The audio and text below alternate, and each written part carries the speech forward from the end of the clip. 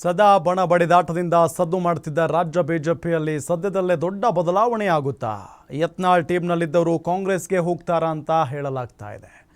ಅದಕ್ಕೆ ಕಾರಣ ಡಿಕೆಶಿಯಲ್ಲಿ ಮನೆಯಲ್ಲಿ ತೆಗೆದಿರೋ ಆ ಫೋಟೋ. ಇದರ ನಡುವೆ ಬಿಜೆಪಿಯಲ್ಲಿ ಒಂದಾಗೋಣ ಬಾ ಪಾಲಿಟಿಕ್ಸ್ ಕೂಡ ಜೋರಾಗಿ ನಡೀತಾ ಇದೆ.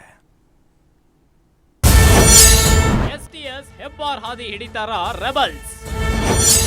ಡಿಕೆ ಮನೆಯಲ್ಲಿ ದಾವಣಗೆರೆ ಬಿಜೆಪಿ ಲೀಡರ್ಸ್.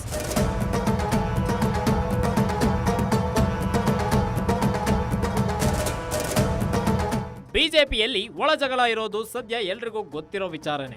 ಯತ್ನಾಳ್ ಉಚ್ಚಾಟನೆ ಬಳಿಕ ಎಲ್ಲ ಸೈಲೆಂಟ್ ಆಗುತ್ತೆ ಅಂತ ಅನ್ಕೊಂಡಿದ್ರು. ಆದ್ರೆ ಈಗ ಮತ್ತೊಂದು ಬಿಗ್ ಟ್ವಿಸ್ಟ್ ಸಿಕ್ಕಿದೆ.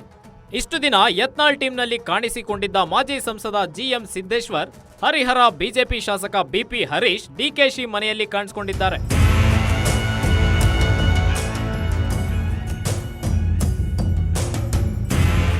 ಉಚ್ಚಾಟನೆ ಬಳಿಕ ರೆಬಲ್ ನಾಯಕರಲ್ಲಿ ಎಲ್ಲವೂ ಸರಿ ಇಲ್ಲ ಎಂಬುದು ಎದ್ದು ಕಾಣ್ತಿದೆ.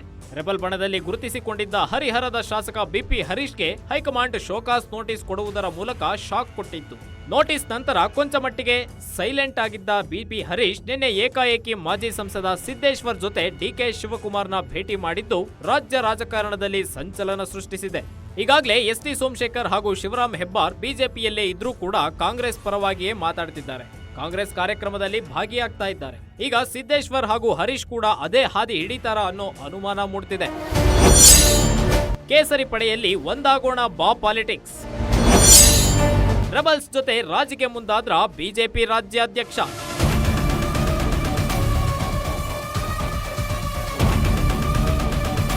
ಇಷ್ಟಾಗ್ತಿದ್ದಂತೆ ಅತ್ತ ಬಿಜೆಪಿ ರಾಜ್ಯಾಧ್ಯಕ್ಷ ಫುಲ್ ಅಲರ್ಟ್ ಆಗಿದ್ದಾರೆ. ಹೀಗೆ ಬಿಟ್ರೆ ಆಮೇಲೆ ನಮ್ ಕೈಗೆ ಯಾರು ಸಿಗಲ್ಲ ಅಂತ ವಿಜಯೇಂದ್ರ ರೆಬಲ್ಸ್ ಜೊತೆ ಮಾತುಕತೆಗೆ ಮುಂದಾಗಿದ್ದಾರೆ. ಇದರಿಂದ ಬಿಜೆಪಿ ಮನೆಯಲ್ಲಿ ಮತ್ತೆ ಒಂದಾಗೋಣ ಬಾ ಪಾಲಿಟಿಕ್ಸ್ ಶುರುವಾಗಿದೆ ಅಂತ ಹೇಳಲಾಗ್ತಾ ಇದೆ. ರೆಬಲ್ಸ್ ನಾಯಕರಿಗೆ ದೂರವಾಣಿ ಕರೆ ಮೂಲಕ ವಿಶ್ವಾಸಕ್ಕೆ ತೆಗೆದುಕೊಂಡು ತಮ್ಮ ರಾಜ್ಯಾಧ್ಯಕ್ಷ ಸ್ಥಾನವನ್ನ ಉಳಿಸಿಕೊಳ್ಳಲು ಭರ್ಜರಿ ಪ್ರಯತ್ನ ನಡೆಸುತ್ತಿದ್ದಾರಂತೆ.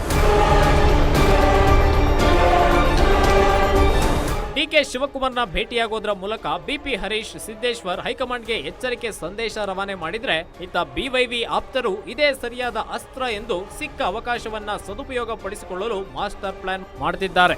ಇದೆಲ್ಲದರ ನಡುವೆ ಇದೀಗ ರೆಬಲ್ಸ್ ನಾಯಕರು ಕಾಂಗ್ರೆಸ್ ಸೇರ್ತಾರಾ ಅನ್ನೋ ಟಾಕ್ ಕೇಳಿ ಬರ್ತಾ ಇದೆ.